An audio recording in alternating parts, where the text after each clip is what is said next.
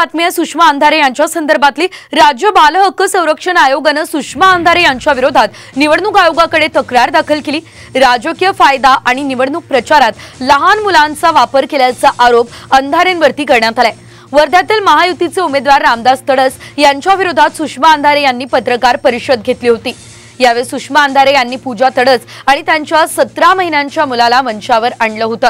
त्यामुळे आता अंधारेंवरती कठोर कारवाई करण्यात यावी ही मागणी राज्य बाल हक्क संरक्षण आयोगाने निवडणूक आयोगाकडे केलेली आहे।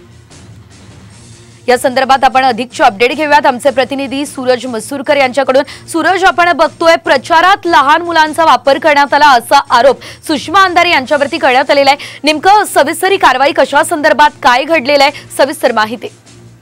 सुषमा अंधारे यांनी रामदास तडस यांच्या विरोधामध्ये पत्रकार परिषद घेतली होती आणि त्या पत्रकार परिषदेमध्ये त्यांच्या सुनेला आणि त्यांच्या नातूला 17 महिन्याचा नातू यांच्या त्या दोघांनाही पत्रकार परिषदेमध्ये घेतलं होतं आणि विरोधकांवरती आरोप करण्यासाठी त्यांचा वापर केला गेला आहे अशी जी एक तक्रार आहे ती केली गेलेली आहे। आणि त्यामुळे याचा मुख्य मुद्दा आचारसंहितेच्या काळात विरोधकांवरती आरोप करण्यासाठी लहान मुलाचा वापर करत निवडणूक आयोगाच्या नियमातील भंग केल्या प्रकरणात कारवाई करण्याची मागणी जी आहे ती महाराष्ट्र राज्य। अगदी सूरज, धन्यवाद दिलेल्या या सर्व अपडेटसाठी।